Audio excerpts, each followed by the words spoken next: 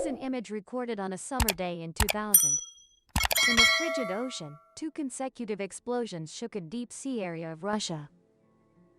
Among them, the second explosion, with an intensity of up to 4.4 Richter, was recorded on seismographs across northern Europe. And even as far as Alaska was affected by this tremor. To visualize it, know that the destructive power of this second explosion was equivalent to 3 tons of TNT explosive. So what was happening? A clash at sea, terrorism, piracy, or political conflict? Who dared to provoke the powerful Russian Navy? The journey to find the answer will be revealed in today's video. The tragedy of the Russian submarine Kursk K-141. The incident triggered an explosion equivalent to 3 tons of TNT. And as usual, don't forget to leave a like and subscribe to the channel to follow more of our stories. Let's explore today. To better understand this event, let's learn about the submarine Kursk. Kursk was completed and launched in 1994. It was officially accepted by the Russian Navy on December 30th. Stationed at Andreev Bay in Murmansk province.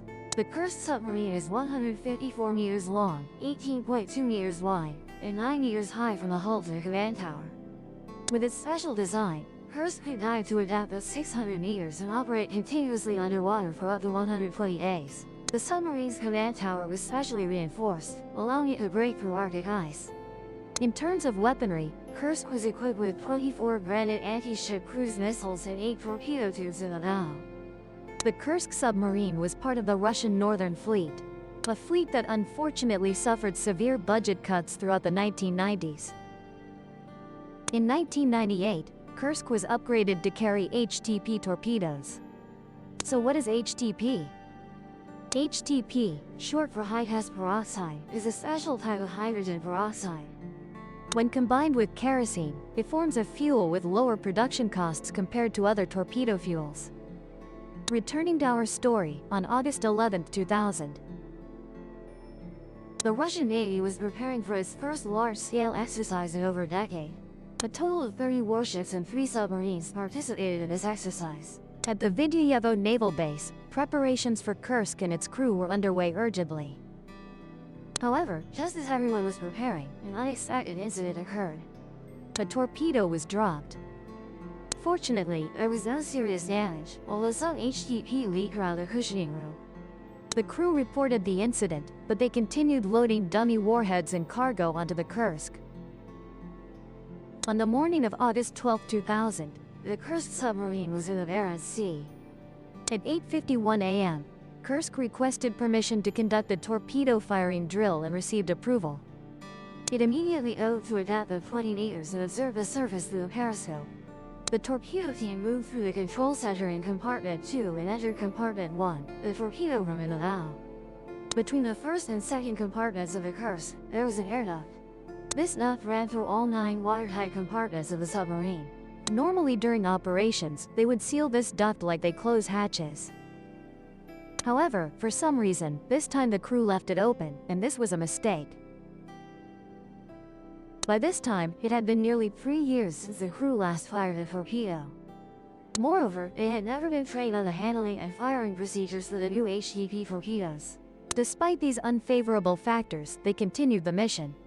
The crew carefully took the 5-ton torpedo out of storage and pushed it to the launch tube. Then, they loaded it into the tube and closed the tube door. Were these operations performed correctly, and what would happen next? The torpedo tube was specially designed to direct the explosion outward, toward the sea, not into the submarine. At 11:25, after more than 2.5 hours of preparation, the crew of the Kursk submarine finally began the torpedo launch procedure. The electrical connectors on the inner door of the launch tube had to be perfectly connected to the connectors at the rear of the torpedo. However, the system did not indicate a successful connection. Therefore, the crew was forced to reopen the launch tube door to clean the connectors. To better understand what was about to happen, we need to know more about the properties of HTP. Although under normal conditions, HTP is quite stable when stored sealed, if exposed to a catalyst.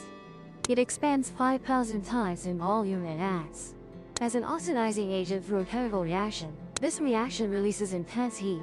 In fact, that is the mechanism that enables HTP to function in torpedoes cannot access oxygen underwater, so HTP serves to provide both oxygen and heat for the kerosene. Once the chemical reaction begins, it continues until the HTP is depleted. The problem is that the catalyst for HTP is copper and brass, exactly the metals used to line the torpedo launch tubes in submarines. As mentioned, a small amount of HTP had leaked out.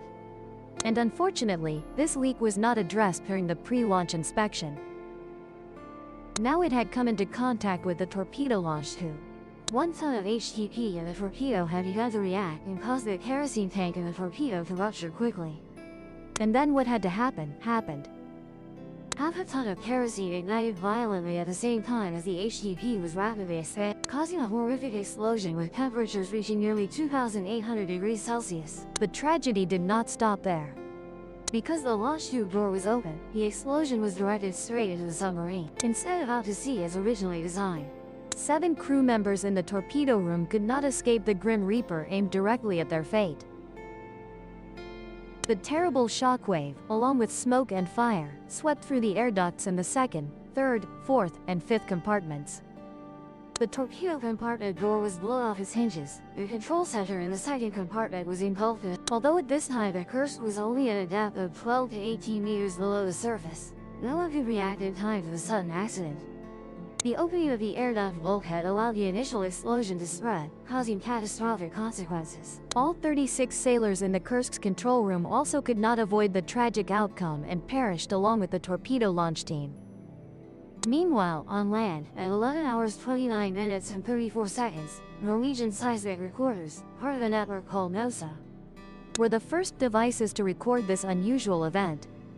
The location of this event was determined at coordinates 69 degrees 38 minutes north, 37 degrees 19 minutes east, northeast, about 257 kilometers from Norway and 80 kilometers from the Kola Peninsula. This was also the last known coordinates of the Kursk. 2 minutes and 14 seconds after the first event, a second, much larger event was detected. This time, the intensity reached 4.4 on the Richter scale, 250 times stronger than the first detection. This explosion was equivalent to the destructive power of nearly 3 tons of TNT. When analyzing the coordinates, experts found that the depth of this second event coincided with the seabed and was 108 meters deeper than the first event. Although the ships participating in the Summer X exercise were also recording the full seismic aftershock, they thought it was just part of the exercise. Unfortunately, that was a disastrously mistaken judgment. The fire from the first explosion triggered 7 torpedoes carrying live warheads, each weighing nearly half a ton. As a result, this second explosion completely destroyed the first 3 compartments and created a large hole in the hull, causing seawater to flood into the 4th compartment, and thus the sailors in the 3rd, 4th, and 5th compartments perished immediately. By this point, the death toll had reached 95. However, amidst that horrific accident, there was still a bit of luck for Russia. In the 5th compartment of the Kursk, protected by the strongest bulkheads, were 2 nuclear reactors. Fortunately, these 2 reactors survived the explosions and automatically shut down according to control procedures. This prevented a catastrophic nuclear disaster. Towards the stern, the soldiers in the remaining compartments quickly sealed the ventilation doors and assessed the situation. 23 people survived the 2 horrific explosions and gathered in compartment number 9, a small compartment with an escape hatch. Among the 3 surviving officers of the same rank was Captain Dmitry Kolesnikov, commander of the turbine division of the staff. The Kursk submarine was expected to surface and re-establish communication at 13:30. However, time passed without any signal from Kursk. Initially, no one was worried because communication equipment failure was not uncommon, and was even quite common in submarine operations. Nevertheless, to ensure safety, Admiral Beatrak Lund Bobert from the Fleet Command dispatched a helicopter from the warship Tuan Duong Groliki to the expected surfacing location of Kursk to search. Simultaneously, the duty officer of the Northern Fleet also notified Captain Alexander Teslenko, who was in charge of the fleet's search and rescue forces, to be ready for orders.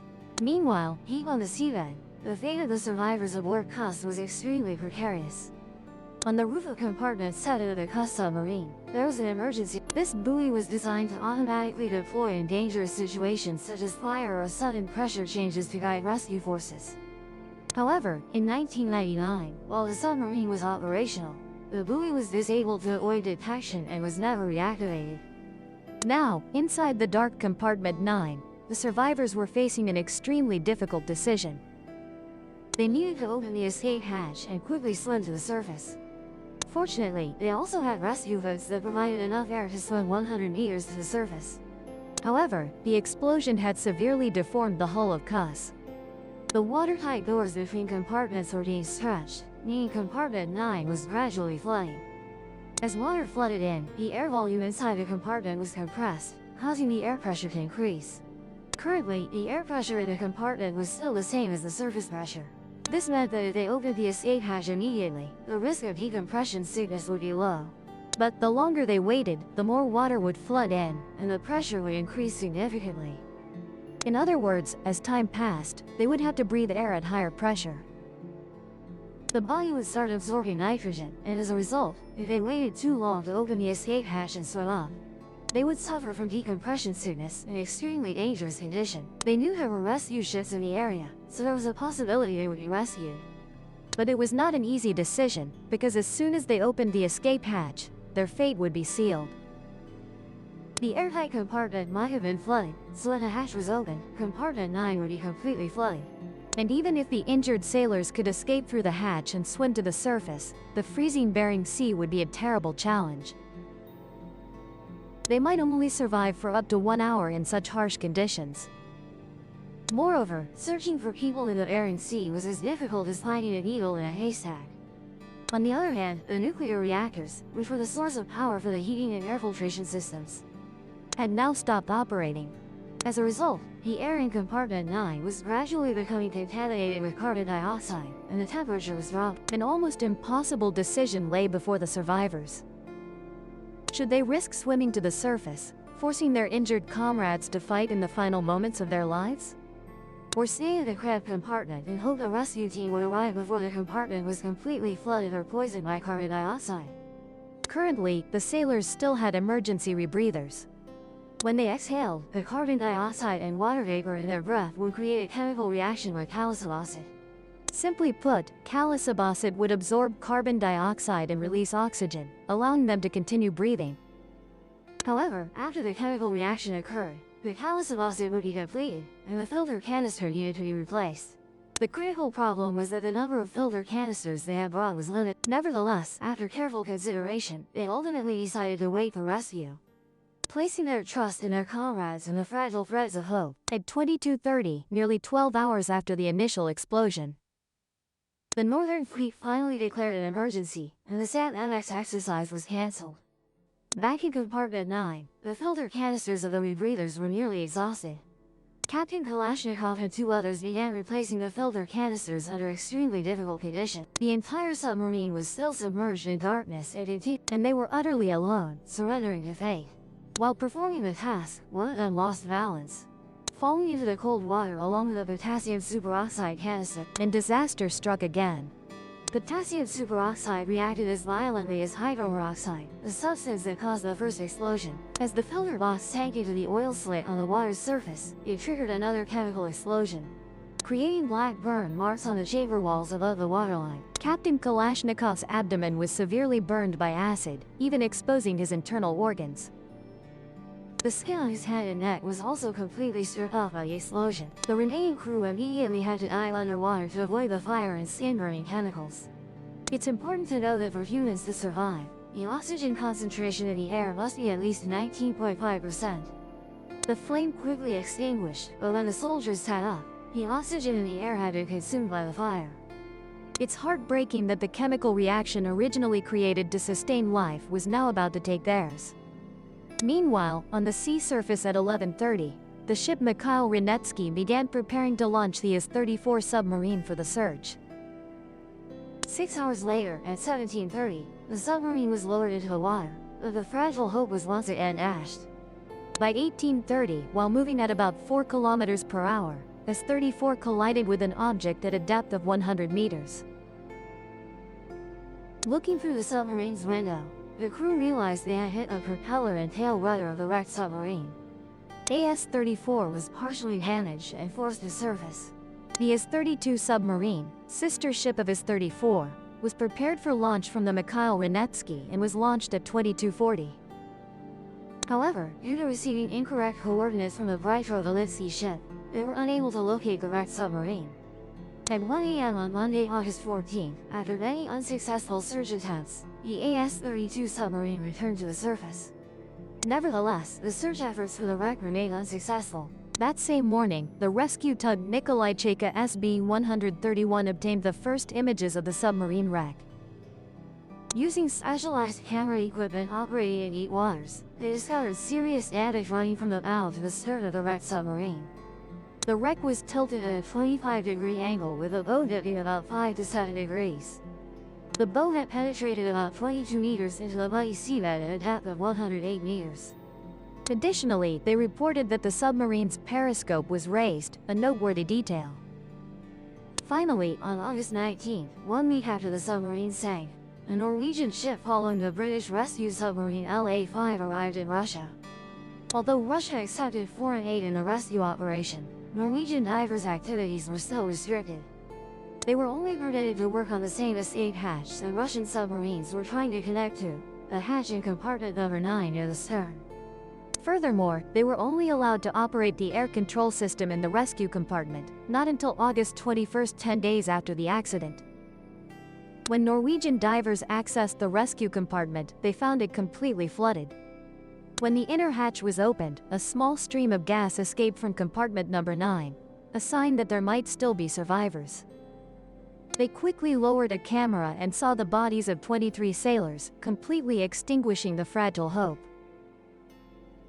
After the tragedy, 2 Dutch salvage companies, Speed International and Bromowet, were contracted to salvage the Kursk. This was the largest salvage operation ever undertaken, with an estimated cost of about $65 million. On the Russian Navy's side, aware of the danger from HTP torpedoes, they ordered the removal of all such torpedoes from service. Moreover, since 2011, Russia began participating in NATO's search and rescue exercises. A move showing Russia's deeper awareness of the importance of international cooperation in accident rescue.